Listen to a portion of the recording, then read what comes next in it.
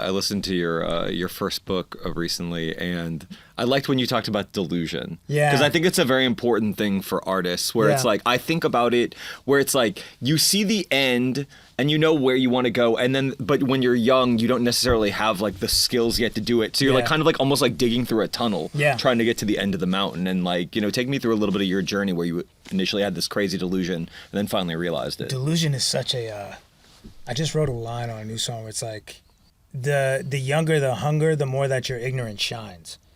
Meaning like, you can be delusional when you're young because you're just not as aware of the pitfalls, you know? Totally. It's hard to be delusional when you're aware. You know what I mean? Yeah. Try being delusional when you're 35. It's like, you got to trick your brain into thinking there's 35. Not. I'm 33. You know, it's like, I have a harder time now being delusional than I did pre-success. Yeah. Because pre-success, there was no evidence that what I was saying couldn't happen. You know what I mean? Like, I thought I was going to be the biggest artist, this whatever. And sure, my reality said, well, there's no evidence that that's true, but there was also no evidence that it couldn't be true. True. You know what I mean? Yeah. And so now, 10 years in, and you've tried to maybe do this thing or you've tried to do that thing, and you realize that, oh, well, like, maybe I can't do that. Yeah. Because when I've been able to do that by now, you know what I mean? It's like... Or you could, but you know the amount of work and focus or that you know it's the trade-off. It requires compromise. Right. Yeah. So you're like, I'm not going to do it. Yeah. I'm not willing to do that. Right.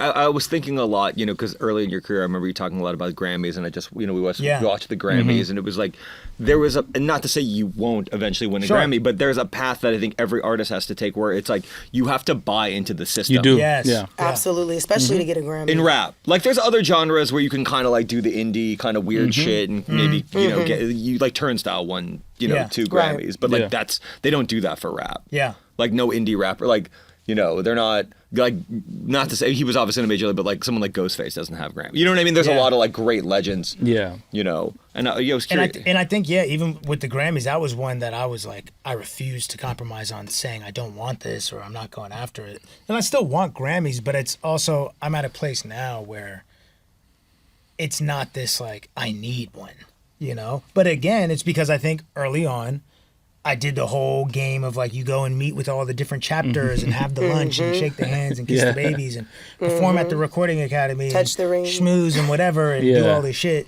just to get no nominations. It's like, all right, well, I realize that and great music or whatever doesn't work, and I'm not gonna sort of go out of my way to try to get that because maybe I don't like the compromises involved. Right. Yeah. You know, with that path. And especially then it's like putting that shit on a pedestal and it's like, for what? Yeah. You know what I mean? Then once you do, I think, get kind of in the building, you realize like, oh wait, this is also a TV show. Like, let's keep that in mind. It's a TV show and it's also, like, it's a peer-based, peer-voted, it's an industry voted thing. Yeah, it's not like it's not a American fan-voted Idol thing. to the world or anything. It's 10,000 people in the music business voting. So you don't think like major labels have some sort of like for sure. Well, is it juice in that of like who they want to see represented? There's a you know what I mean? Chance won 3 Grammys independently, so it's not like it can't be done. But it's just I don't know, man. And I'll say this: I do need to get better. This is something I'm actually like trying to actively work on. Is getting better at not just the cliche networking, but actually going out and proactively trying to cultivate community. Yeah. Because a big problem in my career has been inside of my own head being married to the story that's been told about me and even believing that myself. And it's like, well, it'll just remain true in this story in your head that either you've heard through the media or whatever. It'll remain true if you never like go into the rooms, meet people face to face, dismantle the story, create a new narrative. You know what I mean? True.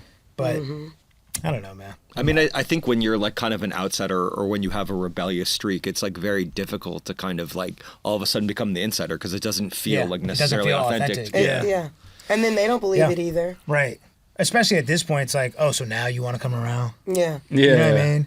But it's like, well, yeah. But found also, myself. seats Yeah. change though.